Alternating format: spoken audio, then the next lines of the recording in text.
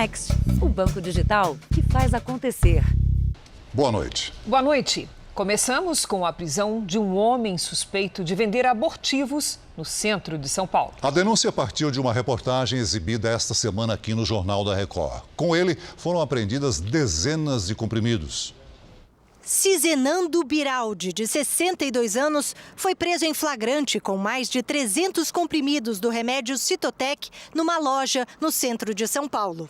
E usava essa loja para vender esse medicamento, esse Citotec. É uma pequena lojinha onde ele vende esses produtos naturais, esses chás, né? Bem pequenininha essa loja.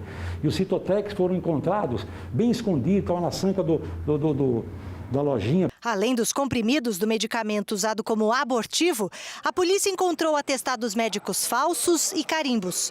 A investigação da polícia foi motivada por uma reportagem exclusiva do Jornal da Record que mostrou a venda clandestina do medicamento que não é aprovado pela Anvisa. O comércio clandestino de abortivos como o Citotec acontece nas redes sociais e nas ruas de São Paulo. E é feito por pessoas sem nenhuma especialidade, que repassam as orientações. Aí, qual o nome disso aí? Citotec. Tá bom? Manda mensagem para ela ajudar a menina, tá bom? Tá. Ela ensina tudo, para não fazer errado. Ela toma 2 em jejum e você tem que aplicar um chazinho morno. Há risco de rompimento, né, do colo uterino e provocar hemorragia e até a morte. Então, em razão disso, o uso dele é bem controlado. O uso fora do hospital e não prescrito por ginecologista ou obstetra, em si já aumenta o risco desses danos. Cada comprimido de Citotec é vendido a R$ 120.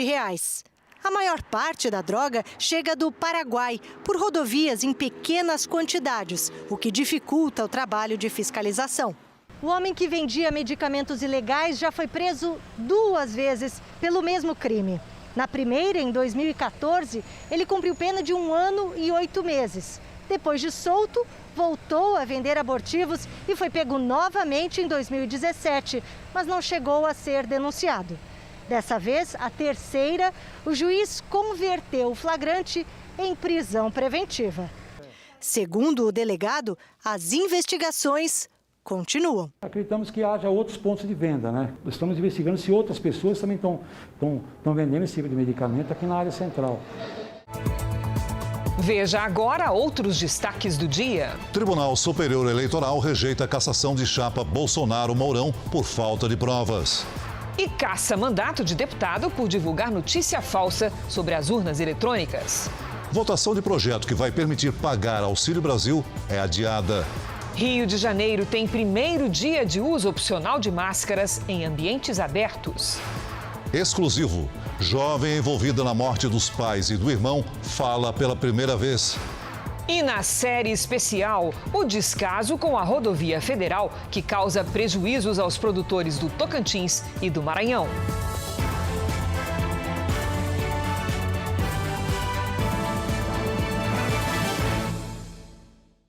Oferecimento: Bradesco. Abra sua conta grátis pelo app.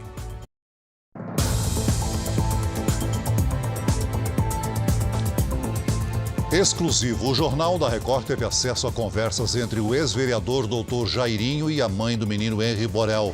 As mensagens foram trocadas dias após a morte do garoto e revelam que o casal contratou uma equipe para tentar conter a repercussão do caso. Eles queriam sensibilizar a opinião pública e estavam dispostos a pagar por isso. Esse foi o valor que uma empresa de gestão de crise, contratada pelo ex-parlamentar Jairinho, cobrou para mudar a imagem do casal após a repercussão da morte de Henri Borel, de 4 anos. O pacote incluiu 8 profissionais que prometeram ajudar a lidar com a situação. O acordo foi fechado por menos, R$ 28 mil. A empresa criou uma página em uma rede social usando o nome de Henri. Os assessores pediram para Monique enviar fotos com o filho e contar sobre os passeios que fez com a criança, numa tentativa de dar credibilidade ao trabalho. Na época, o conteúdo não agradou o ex-parlamentar. Jairinho considerou que o tom da página na internet estava muito defensivo.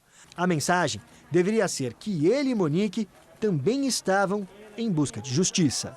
Porque a gente está se defendendo, essa página também é justiça por Henri, entendeu? É desse jeito, tem que entrar com a cabeça das pessoas. A gente está em busca de justiça também, essa tem que ser a tônica, não pode ficar em posição de defesa. A contratação da empresa de gestão de crise ocorreu em 31 de março, 23 dias após a morte do menino. No entanto, a construção da imagem de um casal que vivia em perfeita harmonia começou bem antes, pouco depois do enterro de Henri. E o Jornal da Record teve acesso a conversas entre Jairinho e Monique que mostram os bastidores desse plano. As mensagens revelaram um marido que tenta convencer Monique a não se afastar. Mas a união parece desmoronar quando Monique diz que recebeu o laudo do ML. Jairinho não reage. 48 horas depois, a mãe de Henri disse que iria procurar outro advogado, porque os profissionais já contratados só defenderiam o ex-vereador. Jairinho resiste. Nesta quinta-feira, os advogados de Jairinho pediram o adiamento do julgamento de mais um pedido de habeas corpus. O casal está preso e responde por homicídio duplamente qualificado, tortura, fraude processual e coação de testemunhas. Algo aconteceu naquele apartamento do dia 7 para o dia 8, que resultou nessa morte brutal. Os dois estavam no cenário do delito. Então, algo precisa ser esclarecido e até o momento nenhum ali de fato relatou a verdade. Moradores do estado do Rio de Janeiro já podem andar sem máscaras pelas ruas da capital, desde que sem aglomeração. A medida passou a valer hoje. A obrigatoriedade da máscara caiu por terra em ambientes ao ar livre no Rio de Janeiro. Agora, o uso da proteção depende de cada um. Vou continuar usando até que realmente não tenha o menor risco. Já está na hora a gente, tirar um pouco e respirar no ar livre, né? Acabei de pegar um ônibus agora, estava de máscara. Não estando aglomerado, para mim, tudo bem. Mas flexibilização não significa falta de cuidado. Vou continuar usando, me prevenindo aí, até porque eu tenho grupos de riscos em casa, então eu prefiro ficar ainda me prevenindo aí quanto a isso. Hoje, uma audiência pública na Câmara dos Deputados, em Brasília, debateu o passaporte sanitário de vacinação e o uso obrigatório de máscaras. Representantes da área da saúde alertaram que as infecções virais, como a Covid, se manifestam em ciclos e não há como abrir mão dos cuidados. Desde junho do ano passado, o uso da máscara em espaços públicos como esse foi obrigatório em todo o estado. A resolução para andar sem a proteção nas ruas do Rio levou em conta a redução do número de casos de Covid-19 e o avanço da vacinação. Pela regulamentação, a medida vale para os municípios com 75% do público-alvo com imunização completa ou com 65% da população total vacinada. O mapa epidemiológico deve estar com risco moderado, baixo ou muito baixo. A máscara continua obrigatória nos ambientes fechados. Segundo especialistas, o acessório poderá se tornar de vez um hábito do brasileiro. Eu queria muito que o Brasil migrasse para o comportamento do Sudeste Asiático, onde você, com frequência, mesmo antes da pandemia, você via no metrô pessoas utilizando máscara. Não utiliza máscara com medo, ela utiliza máscara em respeito a você, porque provavelmente já tem sinais e sintomas respiratórios e não quer que ninguém se infecte a partir dela. Vamos aos números de hoje da pandemia. Segundo o Ministério da Saúde, o país tem 21.781.436 casos de Covid-19. São 607.068 mortos. Foram 389 registros de mortes nas últimas 24 horas. Também entre ontem e hoje, 14.028 pessoas se recuperaram.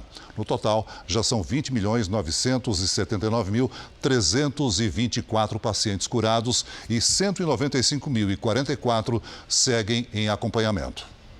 A inflação está tirando a comida do prato dos brasileiros. Na cidade mais rica do país, pessoas dependem de doações de alimentos para sobreviver. Todos os dias, uma longa fila é a esperança de centenas de famílias. Uma fila que chega ansiosa. É gente com fome, famílias inteiras, crianças, aposentados, desempregados. Desde outubro do ano passado, os comerciantes da maior central de abastecimento da América Latina, a CEAGESP, doam alimentos, frutas, verduras para quem não consegue mais pagar pelo básico.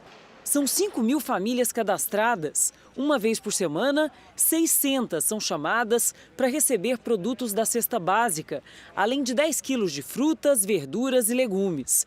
Por tantas vezes, tudo que a aposentada Iracema tem para comer, ela e a família inteira. Estou levando quiabo, um pouco de jiló, feijão, arroz. Não está pesado demais? Não está.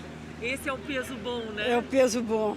A inflação subiu demais e atacou o poder de compra dos brasileiros, principalmente os mais pobres. Tirou a comida do prato e deixou o carrinho de supermercado mais vazio. A conta já não fecha faz tempo e quem mais sofre é quem perdeu seus empregos na pandemia, é quem ganha menos no Brasil. Então é em cima da família e da população de baixa renda. Em outros períodos no Brasil, também de inflação galopante, as orientações dos especialistas em finanças não só eram bem-vindas, como eram seguidas.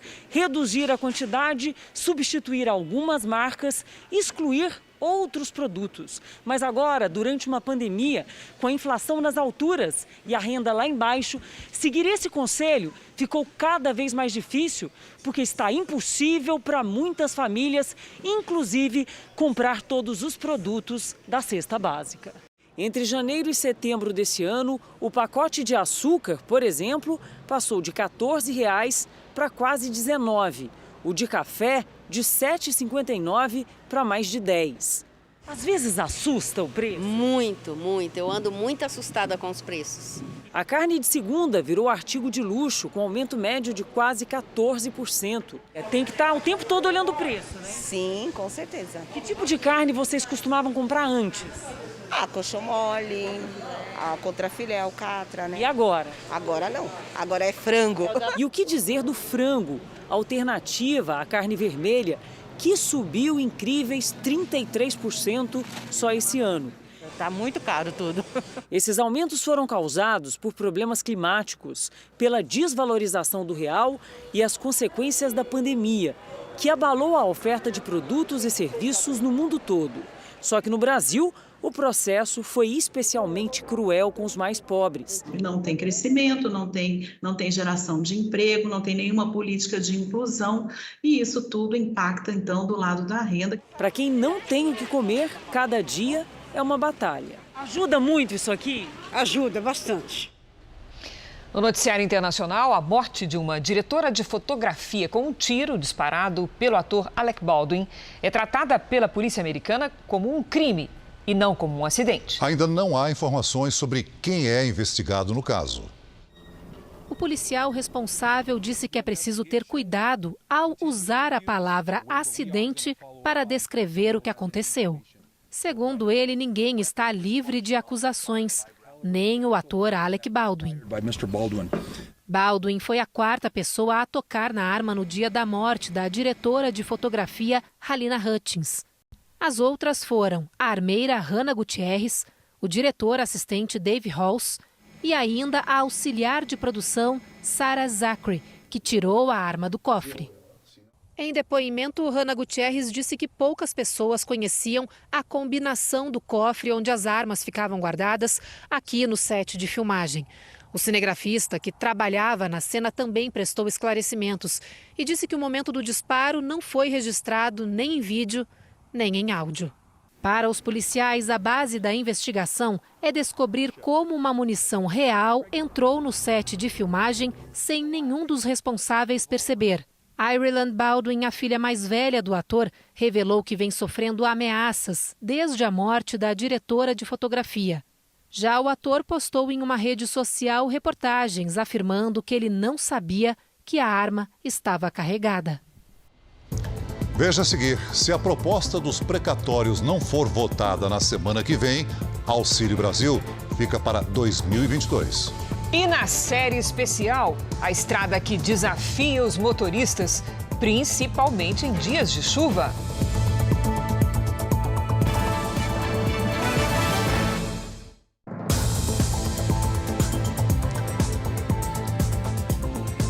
O governo tem pressa para aprovar a proposta de emenda constitucional dos precatórios. É que ela é fundamental para financiar o programa Auxílio Brasil com benefício de R$ 400. A expectativa é que a votação ocorra na próxima quarta-feira, após o feriado.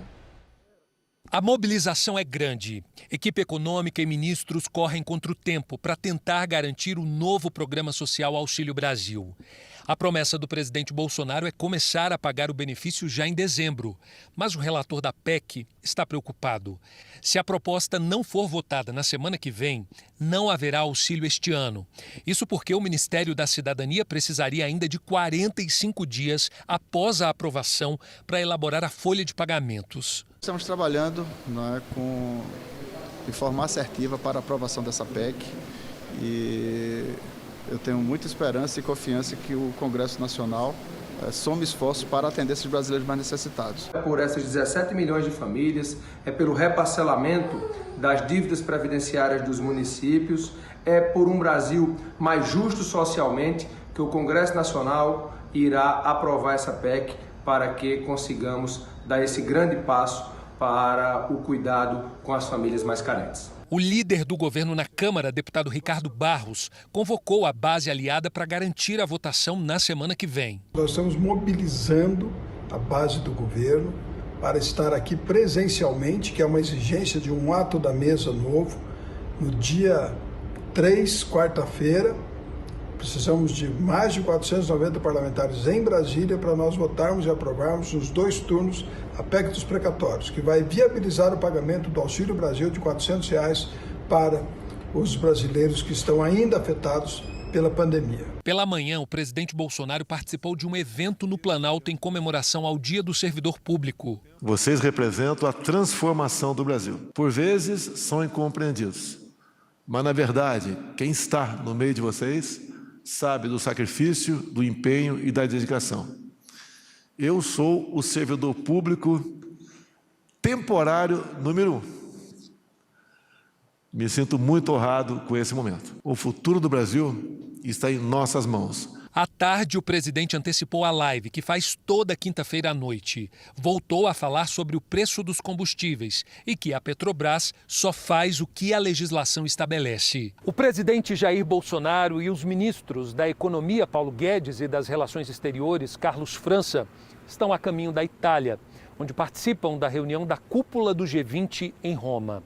Os líderes globais vão tratar de temas como a pandemia e a situação climática. Após a participação no fórum do G20, o presidente Bolsonaro será homenageado com o título de cidadão honorário.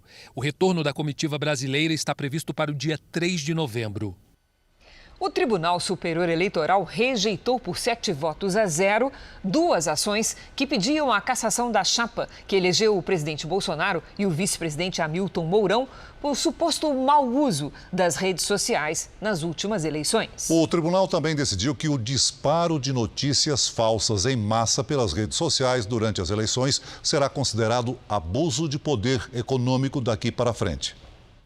Em votação unânime, os 7 ministros entenderam que não havia provas suficientes para determinar que a chapa Bolsonaro-Mourão realizou o disparo de mensagens em massa nas eleições de 2018. O relator das ações, ministro Luiz Felipe Salomão, afirmou no voto apresentado terça-feira que, embora tenha ocorrido o uso indevido do WhatsApp para atacar adversários, não é possível comprovar que os disparos em massa desequilibraram a disputa.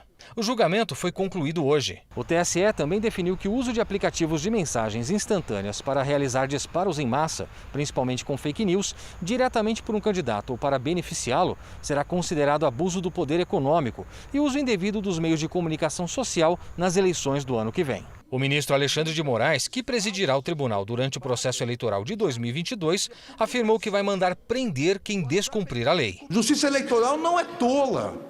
Nós podemos absolver aqui, por falta de provas, mas nós sabemos o que ocorreu. O mais importante é deixar um recado muito claro dessa justiça eleitoral, de que agora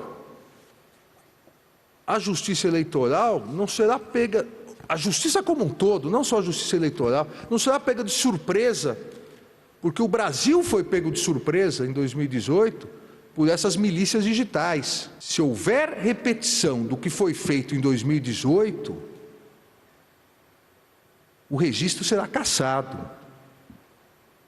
E as pessoas que se fizerem irão para a cadeia por atentar contra as eleições e contra a democracia no Brasil. O presidente do tribunal, ministro Luiz Roberto Barroso, cobrou a atuação das mídias sociais para evitar a prática de crimes por meio da internet. Precisamos de legislação, precisamos de atuação judicial e precisamos da atuação voluntária das próprias mídias sociais para que elas sejam um espaço construtivo e não um espaço destrutivo. Em outro processo julgado hoje, o TSE cassou o mandato do deputado estadual do PSL no Paraná, Fernando Francischini, por propagação de informações falsas sobre a segurança das urnas eletrônicas e o sistema de votação nas eleições de 2018. Foi a primeira cassação motivada por fake news da história da Justiça Eleitoral no Brasil. Francischini diz que vai recorrer. O Ministério da Cidadania informou que o Auxílio Brasil, substituto do Bolsa Família, começará a ser pago em 17 de novembro. Segundo a pasta, no primeiro mês do programa, o governo federal não vai repassar o valor de R$ 400 a todas as famílias atendidas. O valor médio será de R$ 226. A Rússia registrou hoje números preocupantes de mortes e infecções por Covid-19. Segundo dados oficiais, 1.159 pessoas morreram. Outras 40 mil foram infectadas nas últimas 24 horas. O país tem uma das taxas mais baixas de vacinação da Europa. O surto levou Moscou a fechar serviços não essenciais e ainda criou um mega feriado que vai de hoje até o dia 7 de novembro para que as pessoas fiquem em casa. Veja a seguir, exclusivo. Jovem envolvida na morte dos pais e do irmão fala pela primeira vez e muda a versão do crime. E na série especial, os prejuízos dos produtores por causa das péssimas condições da estrada que liga o Tocantins ao Maranhão.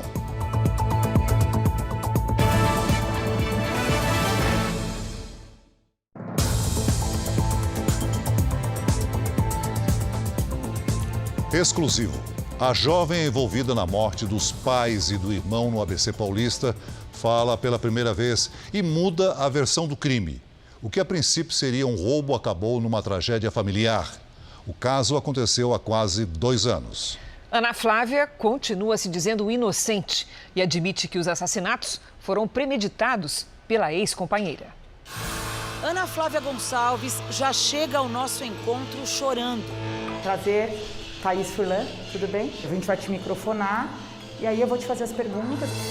É a primeira entrevista dela. O crime aconteceu em janeiro de 2020. Ela decidiu falar porque diz ter uma revelação importante a fazer. É difícil falar tudo. É complicado. Você quer uns minutinhos? Eu posso começar? Não, pode ir. No presídio de Tremembé, no interior de São Paulo, Ana Flávia é a detenta número 221.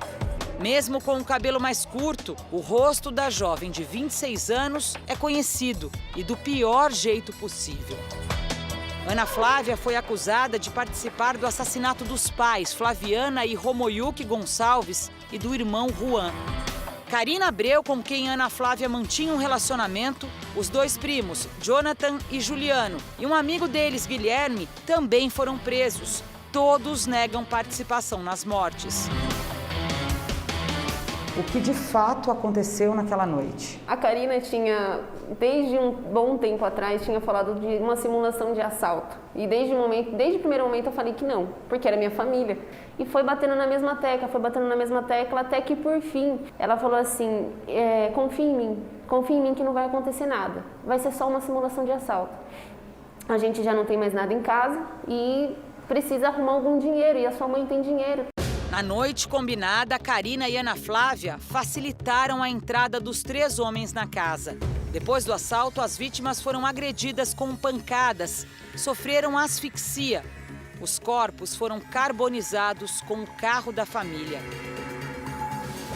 Para a polícia, a morte foi premeditada. Ana Flávia e Karina sempre negaram. Disseram que o combinado era o roubo, mas que os jovens decidiram matar toda a família.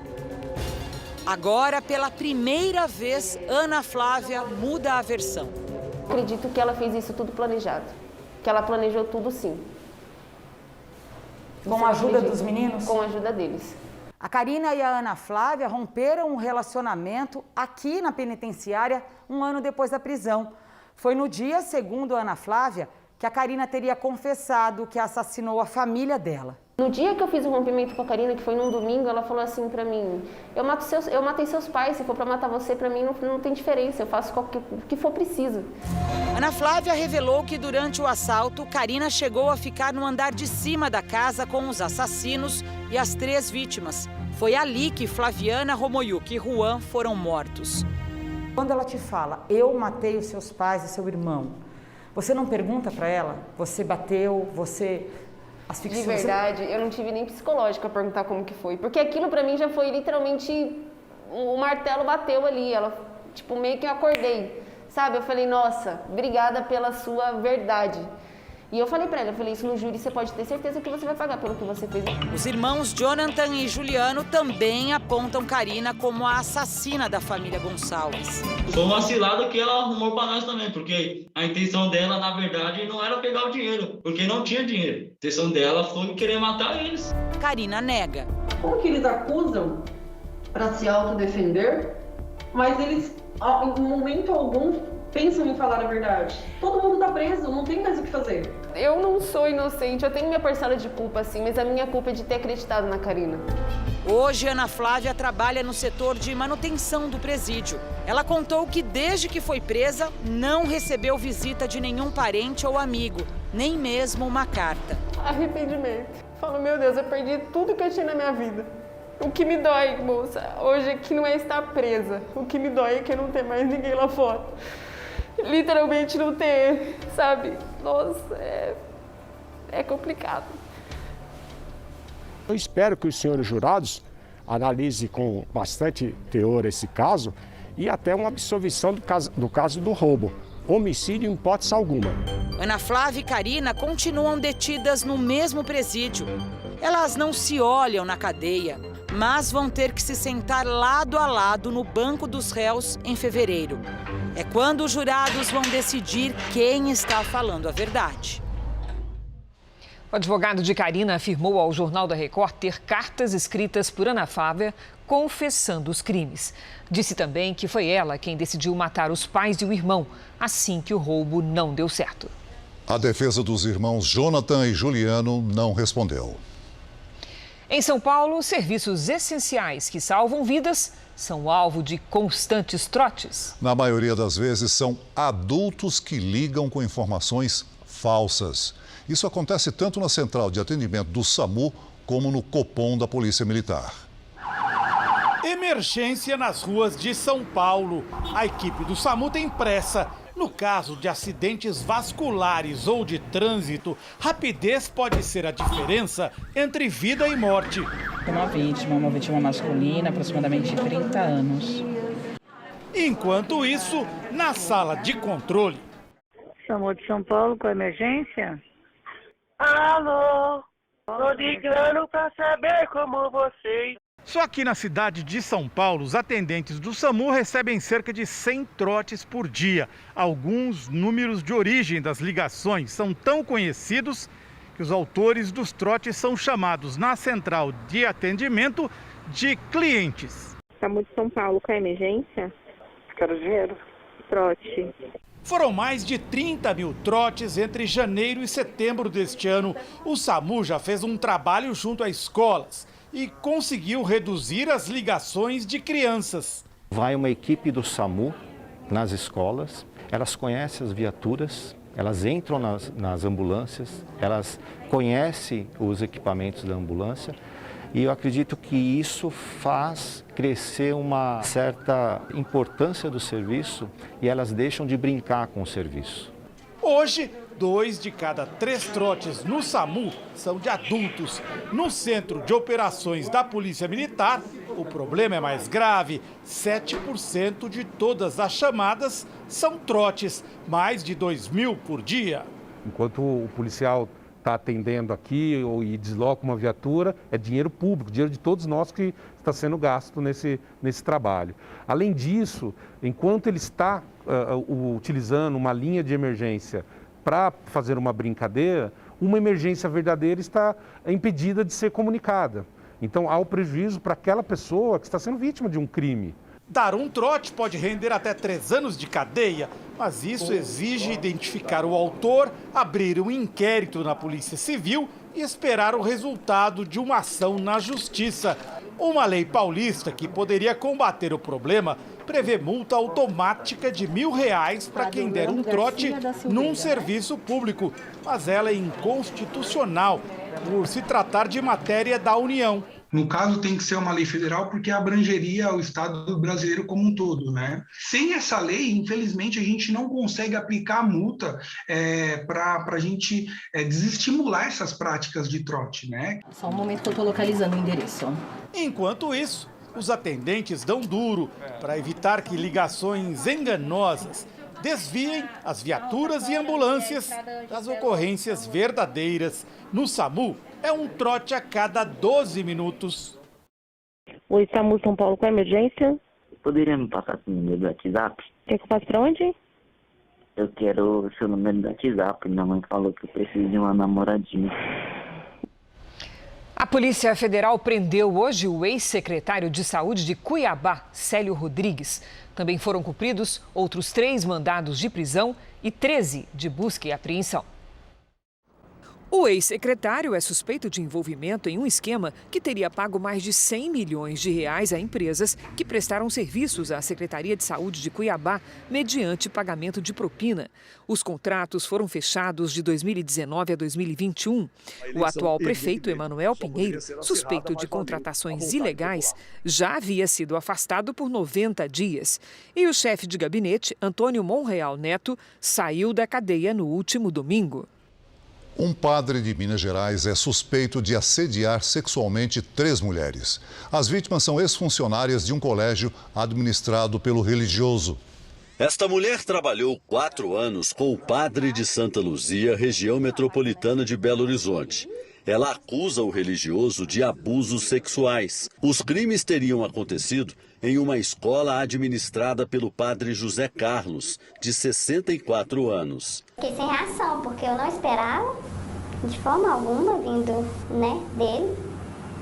E não podia sair do serviço, porque eu precisava trabalhar. Esta outra ex-funcionária da escola diz também ter sido assediada pelo padre José Carlos. Passava a mão no corpo mesmo, tentava beijar. Ela também conta que, além do salário da escola, toda semana recebia dinheiro vivo do religioso.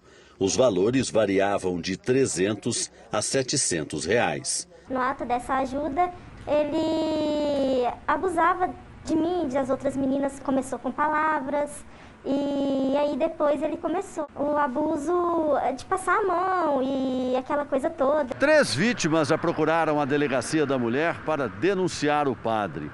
Todas contam a mesma versão. Os abusos aconteciam na escola, na sala do religioso, quando ele ficava sozinho com as funcionárias. Isso é gravíssimo, é hediondo. E se os fatos estão acontecendo ainda, nós esperamos que a Polícia Civil, que o Ministério Público e, sobretudo, que o Judiciário tome providências urgentes. Nem a direção da paróquia, nem o padre quiseram se manifestar. Em nota, a Arquidiocese de Belo Horizonte disse confiar no processo de apuração das denúncias, para que tudo se esclareça, mas, por enquanto, não afastou o religioso das funções. No telão do JR, agora você acompanha o andamento da vacinação por todo o país. Somadas as aplicações da primeira, segunda e terceira doses, mais de 1.143.000 brasileiros receberam a vacina contra o coronavírus nas últimas 24 horas. Hoje o Brasil tem mais de 154.208.000 vacinados com a primeira dose e 53% da população, ou seja, 114 milhões de pessoas, completaram a imunização. No Acre, mais de 60% da população recebeu a primeira dose da vacina. São mais de 548 mil pessoas. Em Goiás, quase 70% dos moradores foram vacinados. Isso representa mais de 5 milhões e 28 mil pessoas parcialmente imunizadas. E no Rio de Janeiro, 72% das pessoas tomaram a primeira dose, ou seja, mais de 12 milhões 636 mil pessoas, fluminenses, tomaram a primeira dose. No portal r7.com, você pode acompanhar a situação de todos os estados no mapa interativo. Os senadores que comandam a CPI da pandemia entregaram hoje o relatório final ao Tribunal de Contas da União e ao presidente do Supremo Tribunal Federal. E a Polícia Federal fez uma nova operação contra a Precisa Medicamentos. A nova operação da Polícia Federal na Precisa Medicamentos buscou documentos que comprovem o vínculo dela com o laboratório indiano Barabiotec e com o Ministério da Saúde. A Precisa chegou a fechar um contrato com o Ministério da Saúde de 1 bilhão e 600 milhões de reais, oferecendo 20 milhões de doses da vacina Covaxin. O contrato foi investigado pela CPI e foi cancelado sem pagamento de recursos. Em nota, a Precisa disse que toda a documentação referente à negociação com o Ministério da Saúde já foi disponibilizada. Hoje, a cúpula da CPI esteve no Tribunal de Contas da União para entregar pessoalmente à presidente Ana Reis uma cópia do relatório aprovado na última terça-feira. Em um dos trechos do relatório, a CPI pede justamente que o TCU investigue o contrato fechado entre a Precisa e o Ministério da Saúde. A gente tem certeza que o TCU vai continuar as investigações e a gente vai continuar mantendo contato e temos muitas informações para passar para eles e eles manterão para passar para o Senado Federal. Os senadores também estiveram na Procuradoria da República do Distrito Federal, na Procuradoria-Geral do Trabalho e no Supremo Tribunal Federal para entregar o relatório ao presidente do Supremo, Luiz Fux. Mas uma das agendas programadas teve de ser cancelada. Depois do presidente da Câmara ter feito duras críticas ao relatório da CPI, o presidente da comissão, Omar Aziz, decidiu apenas protocolar o documento e não mais entregar em mãos a Arthur Lira. Ontem, Lira disse que a CPI extrapolou seus poderes ao sugerir o indiciamento de deputados. O relatório pediu o indiciamento dos deputados Ricardo Barros, líder do governo na Câmara, Osmar Terra, Eduardo Bolsonaro, Carla Zambelli, Bia Kicis e Carlos Jordi. Nós convidamos você agora a ver uma notícia que está em destaque no portal R7. O Ministério da Justiça enviou à Petrobras e também à Transpetro uma notificação para que elas prestem esclarecimentos sobre o aumento no preço dos combustíveis. As empresas têm 10 dias para responder. Para ler esta e outras notícias, basta apontar a câmera do seu celular para o QR Code que aparece aí na tela da sua TV ou então acesse r7.com. O Supremo Tribunal Federal decidiu que o crime de injúria racial não prescreve, como já acontece com o crime de racismo, ou seja, ele pode ser punido a qualquer tempo. A injúria racial se caracteriza pelo uso de palavras depreciativas referentes à raça ou cor, com a intenção de ofender a honra da vítima. A Assembleia Legislativa de Santa Catarina aprovou um projeto que regulamenta o ensino domiciliar no estado. O chamado homeschooling tem quase 18 mil alunos no país. A proposta foi aprovada em 2 votações no plenário da Assembleia Legislativa.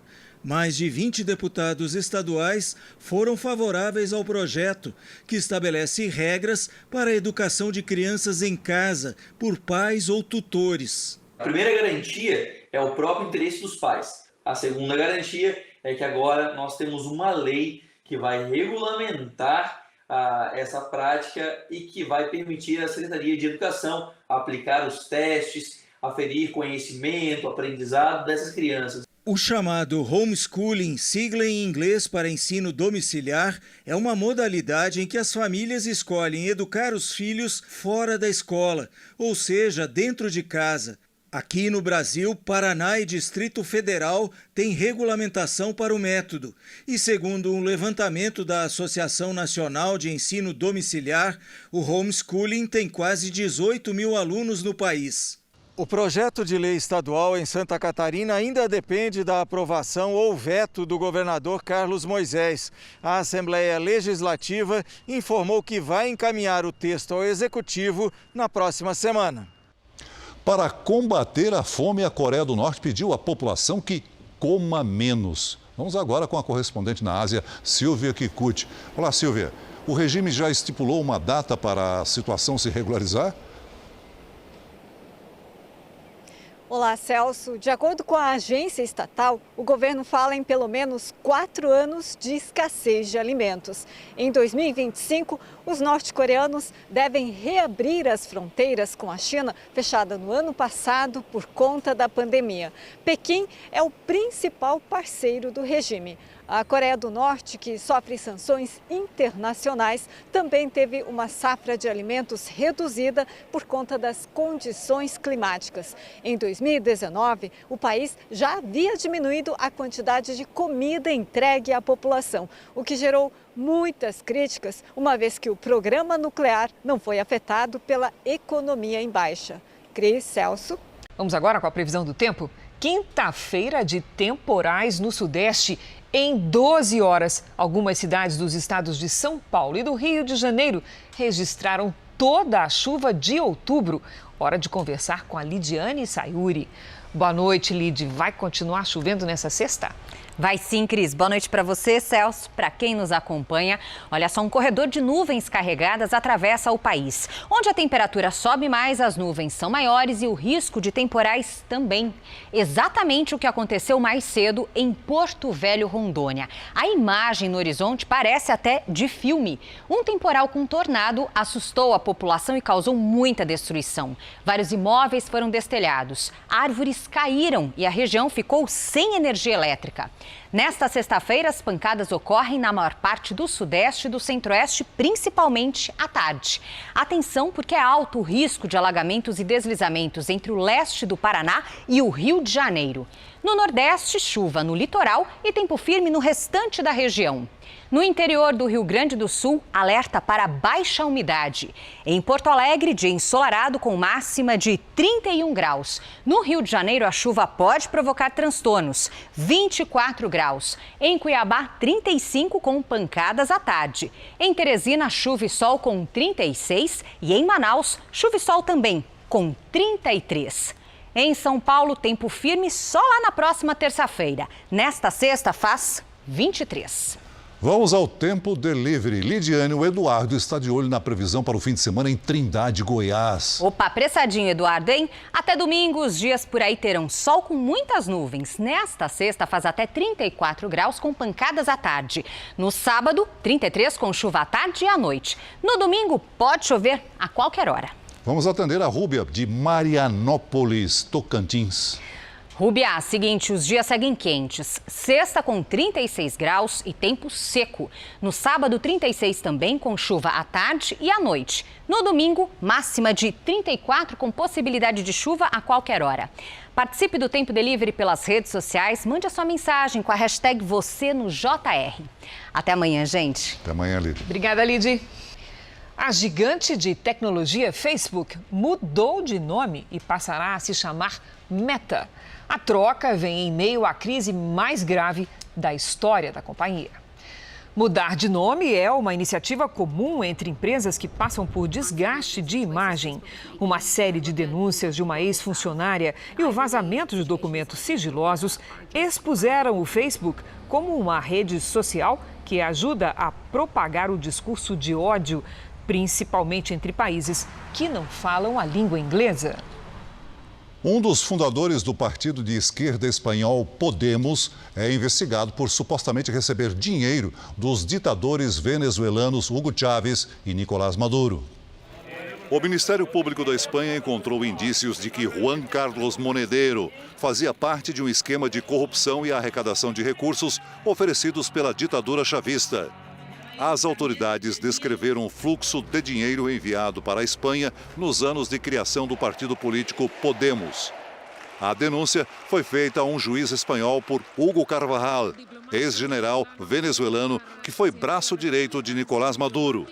Segundo Carvajal, Partidos e políticos de esquerda na Europa e na América Latina foram financiados pela ditadura venezuelana, entre eles o ex-presidente Lula. A assessoria do ex-presidente Lula afirma que ele foi investigado por anos.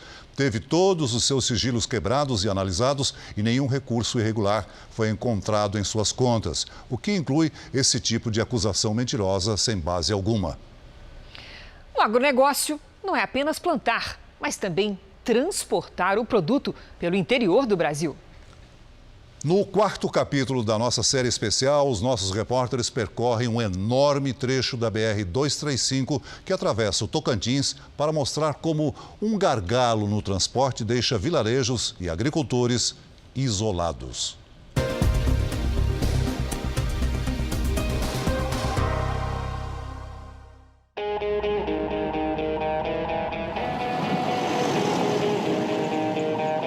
Com o sol, tudo vira poeira. A chuva se transforma em lama.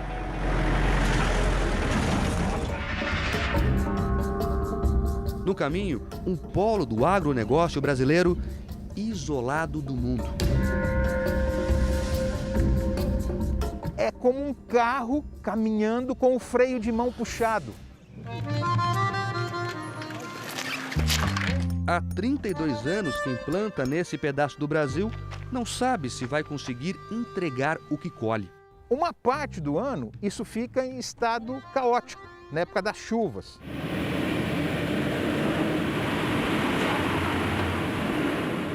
Parte dessa BR-235 de Pedro Afonso a Santa Filomena tem um trecho de aproximadamente 8, 10 quilômetros que é uma picada, não passa nada. A BR-235 deveria ligar Aracaju, em Sergipe, a Novo Progresso, no Pará. Um caminho de quase 2.000 quilômetros, cortando 7 estados. Tudo isso ficou só no projeto, desenhado nos anos 80. E após 7 presidentes, a rodovia ainda tem longos trechos sem asfalto. A BR-235 interliga uma região batizada de Matopiba, considerada o novo polo de produção de grãos no Brasil. O nome é, na verdade, as iniciais dos estados do Maranhão, Tocantins, Piauí e Bahia. Os problemas da falta de infraestrutura ficam ainda mais visíveis no trecho entre Pedro Afonso, no interior do Tocantins, e Alto Parnaíba, no Maranhão. Um trecho planejado de 270 quilômetros só tem 80 quilômetros abertos e sequer foram asfaltados. Placas informam o valor investido para a melhoria da rodovia. Todo ano tem uma placa nova. A gente está vendo ali 33, quase 34 milhões só para manutenção. Nossa equipe topou o desafio, quase uma aventura. Boa parte desse trecho deveria ajudar produtores a transportar a soja e o milho. Pelo caminho, a todo tempo, encontramos caminhões parados. Essa cena aqui é muito comum na BR-235. Veículos encostados com problemas mecânicos. A suspensão desse caminhão aqui não resistiu. E aí, os motoristas ficam horas e horas isolados, aguardando socorro. É um dia de cansaço, né? Você sabe que vai e não sabe que hora que volta. No meio do caminho veio a chuva e os problemas aumentam. O nosso caso de reportagem não conseguiu vencer esse trecho. Vamos pegar carona aqui a partir de agora com moradores da região que tem um veículo com tração nas 4 rodas. E olha só o que a gente vai enfrentar pela frente. Com as péssimas condições da 235, mais uma vez, quase ficamos ilhados.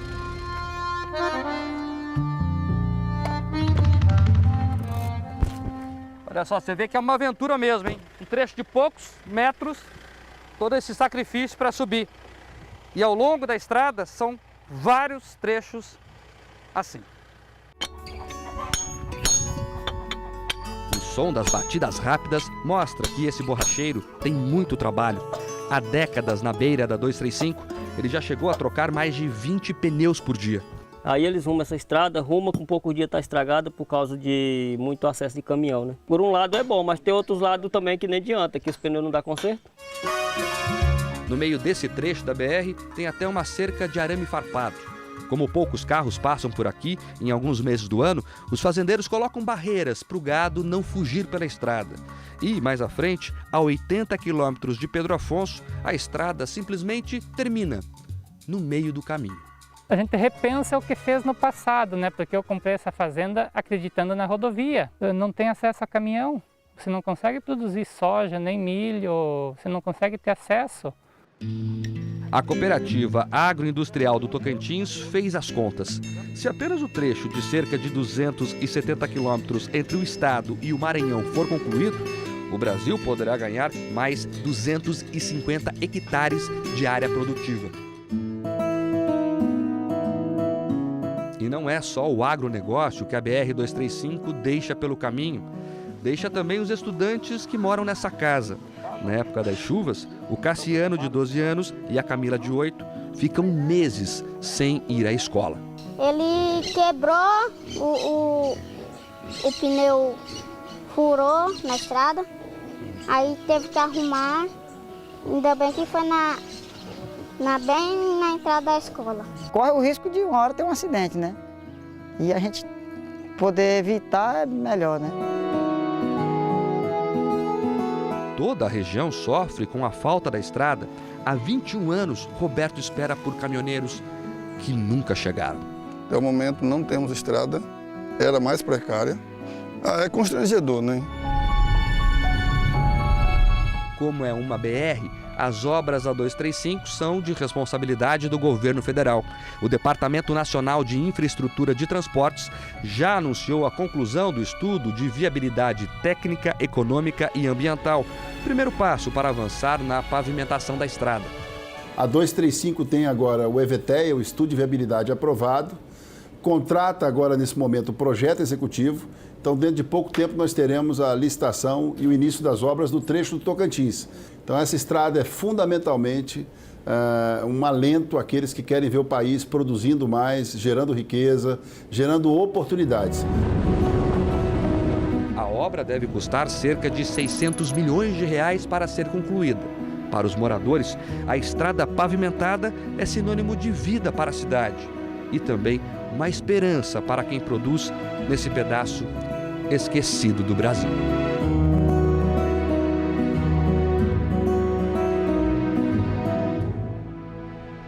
O Departamento Nacional de Infraestrutura de Transportes, que é vinculado ao Ministério da Infraestrutura, informa que a pavimentação de rodovias está vinculada à responsabilidade, à disponibilidade de recursos.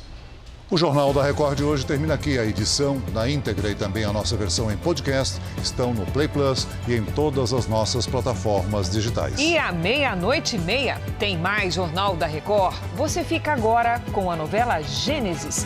A gente se vê amanhã. Até lá. Boa noite e até amanhã.